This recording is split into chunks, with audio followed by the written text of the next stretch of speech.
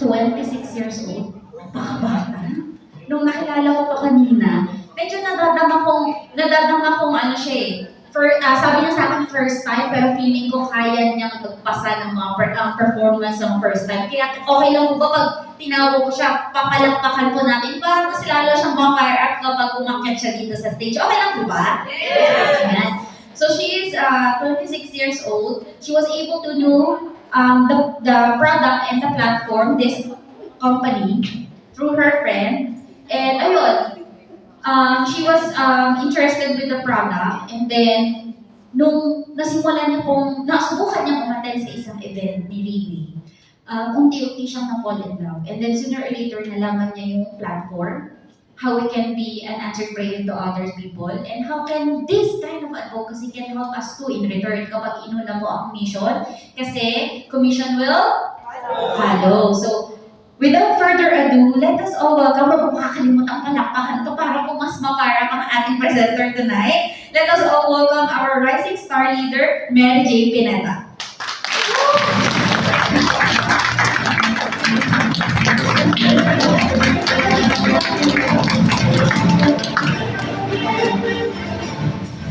Good evening, everyone. So, thank you, Seiji, for that wonderful introduction. And first of all, I would like to introduce myself again. I am Mary Jane de la Peña, 26 years old, and I graduated Bachelor of Science in Business Administration, major in Financial Management. Last 2019, actually. And so after I graduated, I went to Laguna, and doon nakapag ng first job ko sa Watson's yun po. Isa po akong warehouse clerk. Then after almost 3 years, I resigned and lumipat ako sa Cavite. And almost 3 years din po, I got burned out sa work. And then one day, I received a text from a friend. Tapos in-invite niya pa ako, sabi niya, "Hey, gusto mo bang mag-BIR?" Then sabi ko, BIR. Gusto ko yan, government, di ba? Tapos, and then sabi ko, sige, kinabukasan agad, nag-file po agad ako immediate resignation. Then, May po yun. Tapos, nung July, yung friend ko, sabi niya, sumama ka sa akin, punta tayong MOA. Sabi ko, gagawin doon. Sabi niya, hindi, may mimit lang daw tayong doctor. Tapos yun, pagkapasok namin dito, kita namin lahat po ng mga nandito, mga naka-black suit. Sabi namin, sigurado kasi sa'yo pupunta. Parang mga mafia kong mga to. Tapos, nakita na po kami nila doktora. Sabi, pinaupo po kami dito. And then, nung nakikinig na po kami, parang sabi ko, ano ba to? Parang, yung nasa isip ko nung una, ano siya? Tawag doon? Yung... No! Huwag niya po. Nung later on po, habang nakikinig po ako, I got interested po. Then, mga last day of July, nag-encode na po ako. I became a member last year. So, before I began with the product presentation, let me ask you a question po. How much do you value your health? Very much. Well, good to know po yan. Pero, gano'n po kayo kadalas magpa-check up? Kasi mostly po sa ating mga Pinoy, di ba, yung mga typical Pinoy, hindi po magpapa-check up yan, hanggat walang nararamdaman. Kahit sobrang sakit po ng nararamdaman, titiisin pa rin. Ganyan po tayo pinalaki po, di ba po? So, let me begin my product presentation.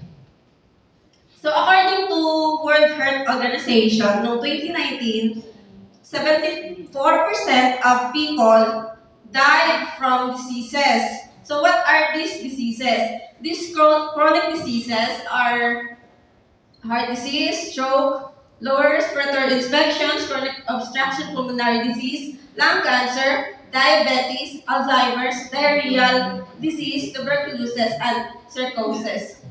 So among these diseases, ang pinaka-common po dito is yung diabetes po dito po. Kasi po yung diabetes, connected po yan sa lahat po ng disease dyan. Pwede po siyang maging heart disease, mapunta po sa chronic, and maging stroke. Then ito pong top 10 diseases, naglilipat-lipat lang po sila ng pwesto through the years po. So bakit po ganon? Ano po ba ang pinaka-main source ng mga sakit na ito? Ang unang-una po yung aging population. Pangalawa, yung wrong diet. Kasi po tayo mga tao, kahit tayo mga Pinoy, mahilig po tayo sa kanin. Di ba pa? Ako, mahilig ako sa kanin. Ganito lang katawan ko, pero malakas pa ako kumain. Tapos yung pangatlo, yung stress. Sino po dito hindi nakakaranas ng stress? Sino? Patulog pa paano? Tapos yung pollution. Sa panahon po natin ngayon, yung pollution, hindi na po natin yung maiiwasan. Pagkalabas pa lang po natin ng bahay, grabe, ang init, yung usok sa kalsada, yung mga jeep, grabe na yung pollution natin. Tapos, yung mga diseases na yon, kahit na masyado ng advance ang ating technology, hindi pa rin siya nakakaroon ng pinaka-cure. Buti na lang, na-discover ang stem cell. Stem cell is the most basic form of all living things. Nagsimula po siya sa sperm, naging ovum, at naging stem cell. Pagkatapos po na magkakaroon po ng duplication. After duplication, magiging blastocyst. Yung blastocyst po is a young cells na kapag po na-develop into different type of stem cells, pwede po siyang maging cells sa heart, sa liver, sa lung, and intestine. After po nun, ayun po yung nagiging baby. Yun po. So, yung ano po ng stem cell, yung miracle ng stem cell, hindi lang po kami ang nagsasabi po nun. Pinablish po din siya ng magazine. So, yung magazine, stem cell sa diabetes, stem cell sa AIDS, and ibig sabihin po nun, kung ito pong mga sakit na to, uncurable na po siya. Pero with stem cell, nagkakaroon po tayo ng hope na magkakadevelop po at magiging okay po yung person na nakakaranas ng ganyang disease. So what are the methods of receiving benefits from the stem cell? Una po doon, yung placenta injection. Yung placenta injection po noon, sa Switzerland lang po siya available. Pero now po, meron din po sa Philippines. Pero ang nakakapag-ano lang po nyo, nakaka-afford is yung mga rich and famous. Sa ano po, yung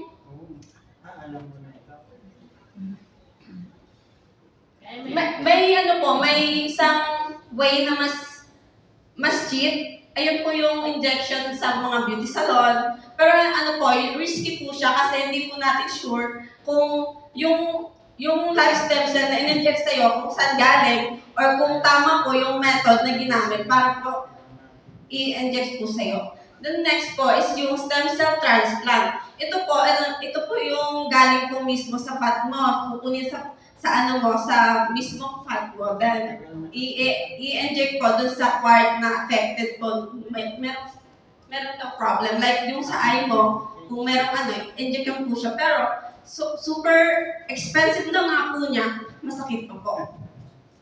Then, yung cord blood banking. Ito po, kapag yung mother and child, kapag after po niya mga anak, yung placenta po niya, preserve, pero po yung storage po niya is expensive din, then viable nung siya for 20 years. So, after 20 years, if ever na yung anak mo at ikaw, hindi naman nagkaroon ng sakit, nasayang lang yung binayad mo. Di ba po? Then, yung adult stem cell banking. Ito po yung yung tayo pong mga tao, meron talaga tayong yung natural cells sa katawan. Pero po, as we age, yung stem cell po natin, ay yung cells natin sa katawan, ano na po siya, masyado na siyang, hindi na siya ganun kayang. Parang, pwedeng sa gawa ng stress, yung cell mo parang edad 60 na po. Hindi rin siya advisable. Pero meron pong effective at persistent na way. Eh yun po, kung sino po dito yung merong healthy lifestyle, mahilig pong mag-exercise, hindi umiinom, walang bisyo. Hey sir, good job. Yun po. Tapos hindi ko nakaka-experience ng stress. Pagka po ganon, pwede mo pong ma-achieve yun. Pwede pong ikaw maging healthy. So, paano po ba ginagawa ano po yung process ng pagkuha ng stem cell? So, si Riway, nag-ano siya ng aura capsule. Through aura capsule modern technology, pwede na natin siyang i-take kahit nasa bahay lang po tayo. Hindi na po natin pumunta ng Switzerland para magpa-inject ng stem cell or gumastos ng millions. Una po doon is yung supercritical extraction. Dito po, 99% po ng raw materials, ina-extract po niya para, 99% ng raw materials ina-extract gawa na itong technology nito. Then, freeze drying technology. Ito po, nilalagay po sa chamber na to yung live stem cell ng deer para po maano po siya ng 3 to 4 years. Then, yung nitrogen field technology. Dito po, piniprevent po niya yung oxidation. Ano po yung oxidation? Oxidation po, piniprevent niya yung oxygen na makapasok sa mismong capsule para po hindi po siya ng mga bacteria. Yung oxidation po, kapag po, halimbawa kagaya mo sa apple, pag kinat po natin yung apple, nagiging brownish po siya. Ganun po yun. Then, yung enteric coated technology. Dito po, kasi di ba po pag yung capsule, tinitake natin, mas masyadong acidic po yung sa stomach. Pagka, ginawa siyang, dinesign po siya na madedissolve siya sa mismong intestine na po. Para doon sa small intestine, para po doon ma-absorb lahat po ng nutrients. Next is emulsification technology. Ito po, this is also called nanosizing. Yung lahat po ng ingredients, mas pinaliit pa po siya para po makapasok siya or makapunta sa lahat ng pinakasusukan sa katawan po natin hanggang paa po. Next is BioSoft technology.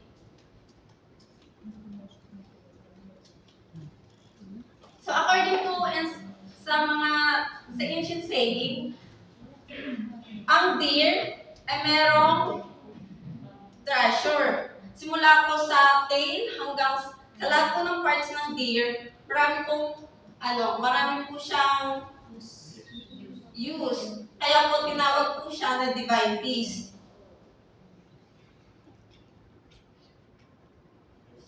Yung yung pinaka-main ng Riway before, meron po siyang 5 ingredients na pinatent. Ito po nung during 7th edition. Kasi po di ba marami na pong nanggagaya. Kaya si Riway lang ang may right sa 5 ingredients na po. So yung cervicenta, ito po yung sa ng deer, yung placenta po niya. Then cervicenta, yung po yung tip ng antler.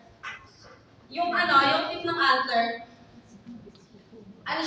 may kakayanan siyang mag-regenerate. So, every day, ang niya is 4.4 mm. So, according to research, kapag pinagsama mo yung ng cervicenta at saka belvicenta, makakapag-produce ka ng baby deer. So, sa lahat po ng mammal, yung deer lang po ang may kakayanang mag-regenerate po. Ginseng. As acetone and nucleic acid.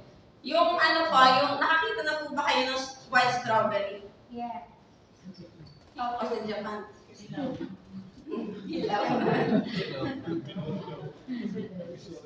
So, yung white strawberry, rich po siya sa antioxidants po.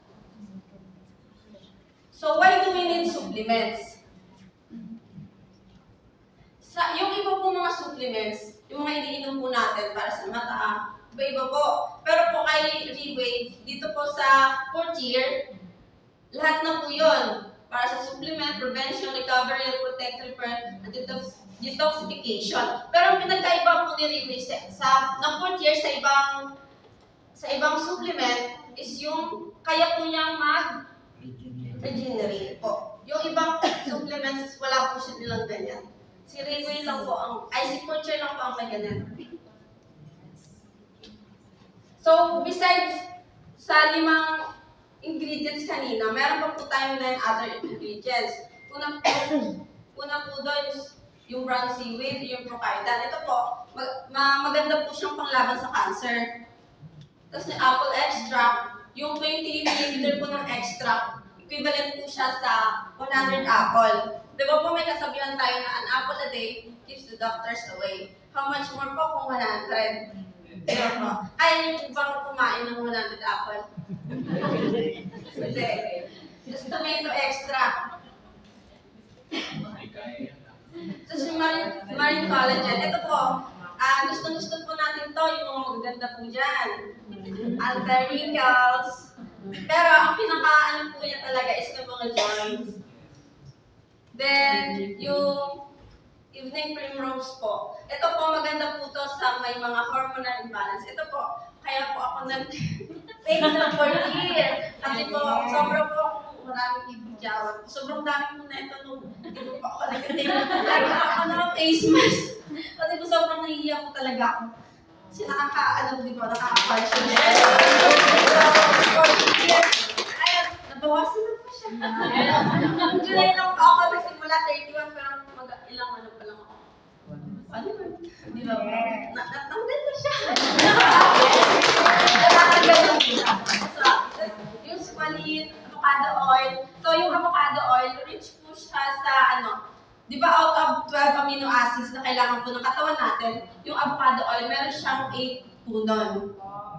Yes po. Tapos, borage oil and aloe vera extract. Yung aloe vera extract, maganda po yan din sa skin and sa buhok. Yes. Pero marami din po siyang nutrients na pwede po nating pakinabangan. Kaya marami pong company na sobrang, di ba po, ang daming products na po ng aloe vera. Pero isa lang po yung ingredients na aloe vera, pero yung culture po natin, 14 ingredients po.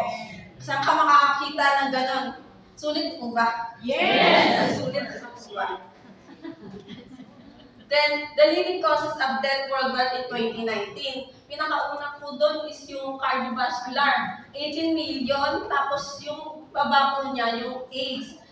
Out of these diseases po, na nagkakos ng death, ang pwede po natin ma-prevent dyan, or ma-help, is yung hanggang AIDS po. Hanggang AIDS. Tapos ito po kasi hindi po natin pipigilan yan, yung sunog, lang pagkamatay. Di ba po? So kapag po may kakilala po tayo na alam po natin na need po ng supplement, ipakilala po natin sa support year. I-invite po natin. Ipakilala po natin kasi sobrang isipin mo, ilang millions ang namamatay gawa po ng mga sakit na to. Kung sabihan po natin sila, hindi po mapipreserve po yung buhay nila. Paano po pag halimbawa yung mahal mo pala sa buhay yun, hindi mo po ba siya So before I end my presentation, let me quote essay from Arabian Proverbs.